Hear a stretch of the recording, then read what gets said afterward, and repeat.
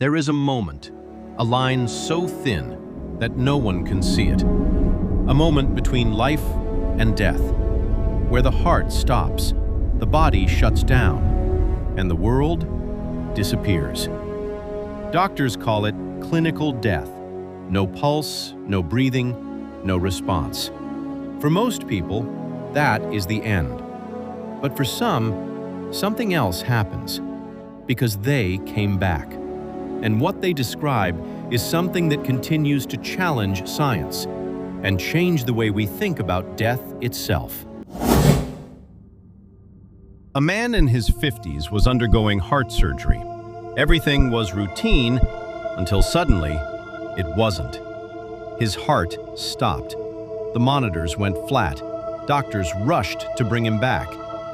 From a medical perspective, he was gone. But when he woke up, he said something that shocked everyone. He told the doctors that he had watched the entire procedure from above.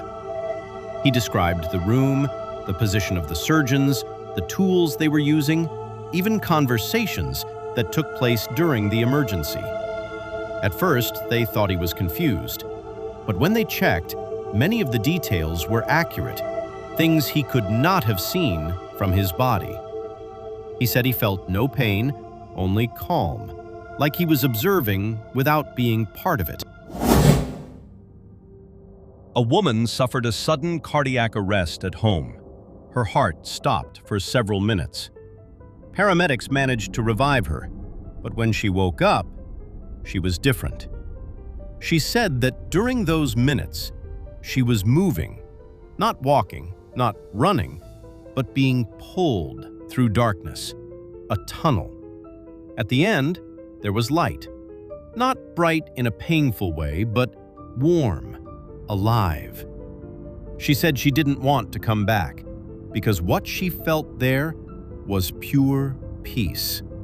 No fear, no pain, no anxiety, just calm. And then suddenly, she was back, gasping for air, back in her body. A patient in intensive care went into cardiac arrest. Doctors worked on him for several minutes. He was clinically dead. But after revival, he reported something strange. He said he could hear everything. The doctor's voices, the instructions, the machines. He even repeated specific phrases spoken during the procedure. Later, the staff confirmed those words were actually said. But at the time, he had no measurable awareness. One of the most powerful accounts comes from people who describe a life review. A man who survived cardiac arrest described it like this. He saw moments from his life, not like memories, but like reliving them. He felt everything again, but not only his own feelings. He also felt what others felt because of him. Moments where he had helped someone, and moments where he had hurt someone, all at once. Not as judgment, but as understanding. He said it changed him completely. After that, he no longer feared death. A young child nearly drowned. For several minutes, there was no response. But he survived. Years later, he described what he experienced. He said he saw a place full of light, and he felt safe, completely safe. He couldn't explain it in detail, but he remembered the feeling, and that feeling stayed with him for the rest of his life.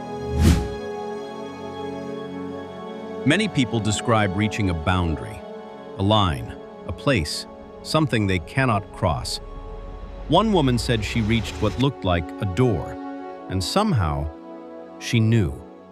If she went through it, she wouldn't come back. She said she felt a presence, not something she could see clearly, but something that communicated without words. And then she was pulled back, suddenly, back into her body. A woman in her 40s suffered cardiac arrest. Her heart stopped for several minutes. Doctors immediately began resuscitation. From the outside, she was gone. But when she came back, she said something unusual. She described the room, not from the bed, but from above. She said she was near the ceiling, looking down at her own body. She described the doctors, their positions, their movements, even small details, like where certain tools were placed. Later, some of these details were confirmed, things she could not have seen from where she was lying.